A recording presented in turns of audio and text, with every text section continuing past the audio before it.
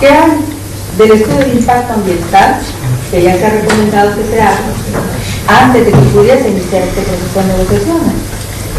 Y para el caso, en El Salvador, debo decir que es de los países con más severas crisis ambientales, no solo por la deforestación, el estrés hídrico, la contaminación, etcétera, etcétera.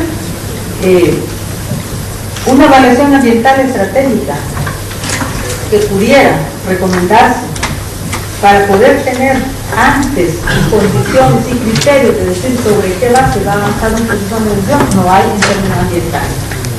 No hay. No tenemos esa información tampoco, no sabemos cómo va, de qué va, sobre qué criterios se ha planteado ese estudio de impacto ambiental. Y es preocupante porque en el caso del agua, nosotros como diputados centroamericanos, junto con miembros diputados del Parlamento Centroamericano, en abril del año 2008, hicimos una declaración para que el agua quedara fuera del proceso de negociación del agua. Un planteamiento que hicimos justo cuando iba a haber una ronda, creo que en Honduras, ¿no? Se les ha entregado a las comisiones negociadoras en Honduras y por lo visto han hecho caso omiso de esa recomendación, de esa petición que como diputados centroamericanos hicimos para que el agua quedara afuera del agua. Y que si no se toma en cuenta la grave crisis en la que mi país se encuentra respecto al agua y que quede dentro de un tratado de esa naturaleza, viene a significar el tiro de gracia para la población pobre de mi país. Los grupos de poder económico también que están corriendo también para hacer sus negocios, sin importarle los daños que tienen que ver con las cuestiones ambientales, sin importar los impactos sociales en los empleos que se generarán por temas como los servicios públicos, las compras gubernamentales, los temas de propiedad intelectual que son muy rígidos también en estas negociaciones y difícilmente de cumplir en el corto plazo con nuestros pueblos. En consecuencia, sí hay preocupación fuerte, pues nosotros estuvimos dando seguimiento a lo que fue el Tratado de Libre Comercio con Estados Unidos y planteamos estas mismas preocupaciones. Se nos impuso un tratado y ya tenemos en este momento solo en Honduras más de 80.000 familias de campesinos que ya no tienen acceso a poder producir siquiera granos básicos en condiciones favorables porque han sido desplazados por las importaciones de maíz de la nación de Estados Unidos. Y así también vemos los productores de cerdo casi han desaparecido en Honduras por la importación masiva de carne de cerdo de Estados Unidos. En relación al tema de las libertades y haciendo alusión al tema de la cláusula democrático, vieron algunas ideas interesantes que aquí se acaban de retomar.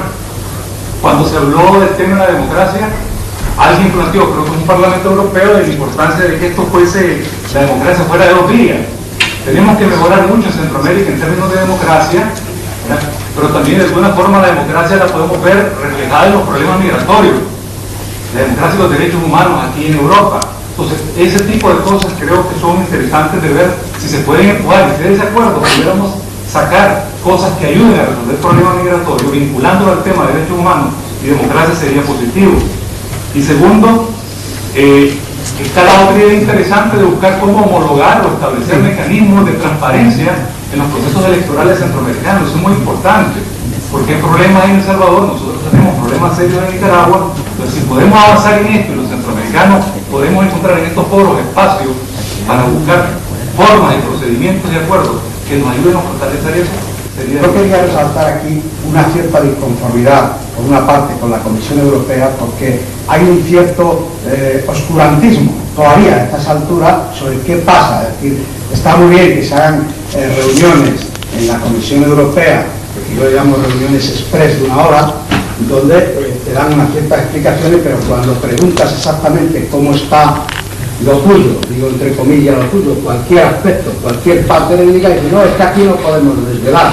Bueno, y si no podemos saber qué pasa realmente con las propuestas de la sociedad civil que está haciendo en detalle, pues no sabemos realmente cómo están las negociaciones. Nuestra propuesta capítulo social ha sido transmitida en Europa a través del RELEX y ha recibido incluso una carta de la comisaria Ferrero felicitando, apoyándola en términos genéricos, etcétera, pero nos encontramos con que la Dirección General de Comercio dice que no conoce tal propuesta de capítulo social. Entonces ya dudamos hasta cómo funcionan los canales de información entre los negociadores europeos.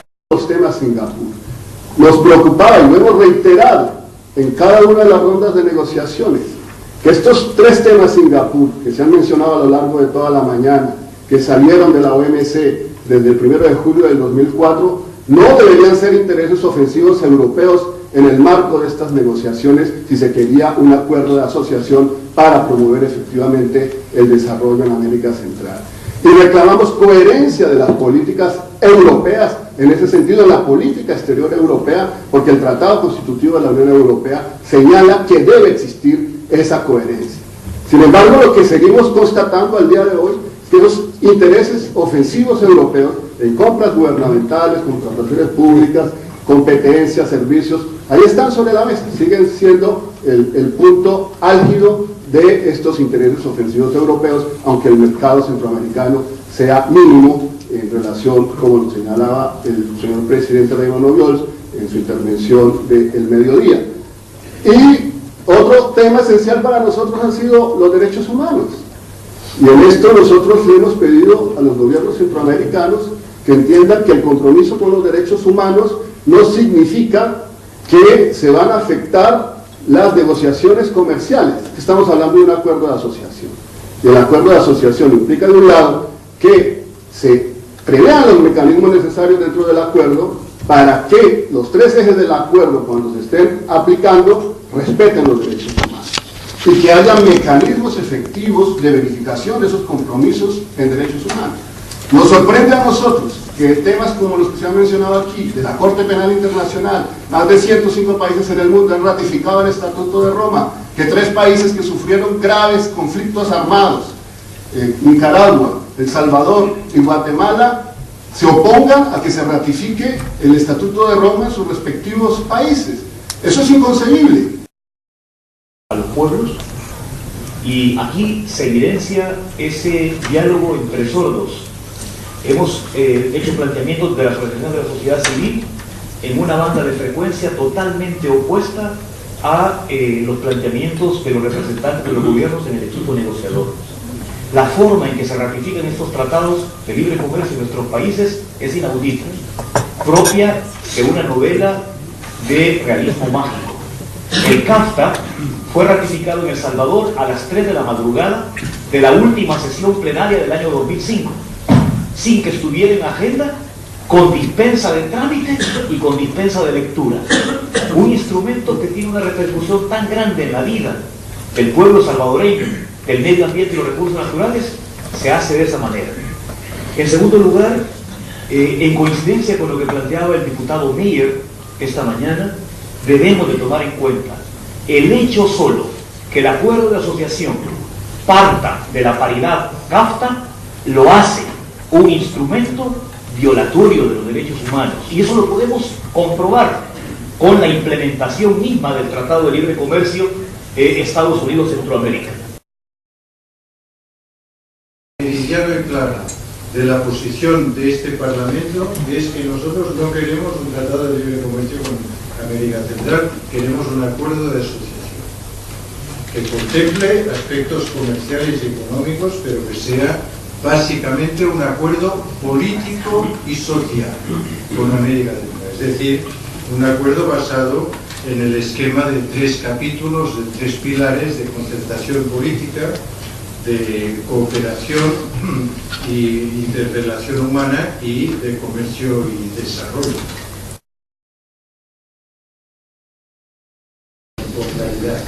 Yo creo que es un grave error decir que la actual crisis es una consecuencia del libre comercio, porque no es verdad. La actual crisis de la economía, de la globalización, es una consecuencia de la desregulación, de los consensos de Washington, de la ingeniería financiera y de la irresponsabilidad de los sistemas financieros globalizados. Pero vayan ustedes a buscar una relación de causa-efecto entre libertad de comercio y crisis financiera y económica, y yo creo francamente que no la van a encontrar. Yo no la encuentro.